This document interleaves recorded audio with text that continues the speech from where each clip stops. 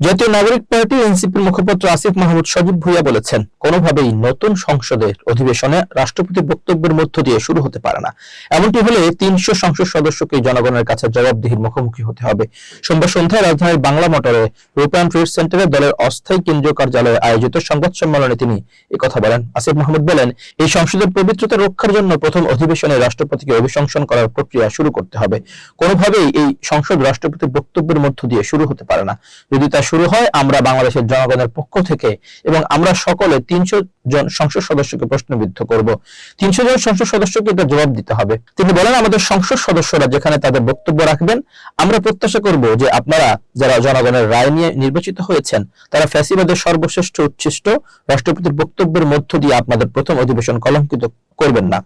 জুলাই সনদকে প্রশ্নবিদ্ধ করা হচ্ছে অভিযোগ করে তিনি বলেন, জুলাই সনদকে প্রশ্নবিদ্ধ করার চেষ্টা আগে থেকেই ছিল। ঐকমত্য কমিশনের আলোচনা চলাকালেই বিএনপির বিভিন্ন মহল থেকে আদালতের মাধ্যমে ভিন্ন পথে যাওয়ার ইঙ্গিত পাওয়া গিয়েছিল। সাম্প্রতিক আদালতের শুনানি সেই আশঙ্কাকে স্পষ্ট করেছে বলে দাবি করেন তিনি। এনসিপির মুখপাত্র আসিফ অভিযোগ করেন, জুলাই সনদের যে বিষয়গুলো ঐকমত্যের ভিত্তিতে গৃহীত হয়েছিল এবং গণভোটের মাধ্যমে যার পক্ষে জনসমর্থন নেওয়া হয়েছিল, এখন সেগুলো থেকে পিক অ্যান্ড চুজ পদ্ধতিতে বাছাই করে সংস্কারের কথা বলা হচ্ছে। সংসদে বিরোধী দল থেকে ডেপুটি স্পিকার করার প্রস্তাব দিয়ে এক ধরনের পপুলিস্ট উদারতা প্রদর্শন করা হচ্ছে বলে মন্তব্য করেন তিনি।